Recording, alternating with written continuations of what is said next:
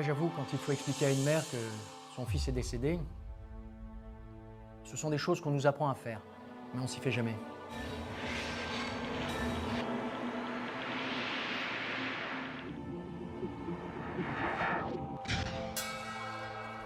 Le lieutenant Etchebarri, responsable de la cellule scientifique de la section 13, établit alors le premier rapport d'expertise. Spécialisé dans l'analyse et l'exploitation des indices, ces constatations vont alors être primordiales dans le déroulement de l'enquête. Éric Loger est passé à travers le pare-brise de sa voiture au moment où une partie du capot s'est brisée sous l'effet du choc de l'accident. Alors je ne sais pas si vous imaginez, mais un petit morceau d'acier fin de quoi, allez, 2 mm, ça devient une lame tranchante comme une guillotine. Malheureusement, Maxime Dubois a subi le même sort. D'après les premiers éléments de l'enquête, Éric Loger aurait perdu le contrôle de son véhicule à 1h45 du matin de manière inexplicable.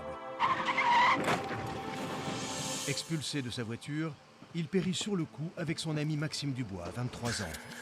Antoine Courtin, 22 ans, a survécu à ce terrible accident. Ce qui m'intrigue tout de suite en arrivant sur les lieux, c'est que le corps d'Antoine Courtin, donc le survivant du drame, est à plus de 30 mètres de la carcasse du véhicule.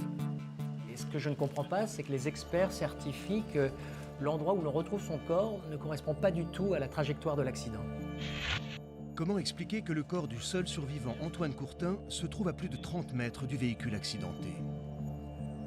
Selon toute vraisemblance, il n'a pas pu être éjecté sur une si longue distance. Nous savions qu'une fois qu'il reprendrait connaissance, il pourrait sûrement témoigner et nous éclairer sur l'accident. En attendant, on allait passer toute la zone au peigne fin pour comprendre ce qui était vraiment arrivé. À ce moment-là, on cherche à expliquer l'accident par les causes habituelles. Endormissement, état d'ébriété, évitement d'un obstacle. Mais on se rend rapidement compte qu'il y a quelque chose qui colle pas.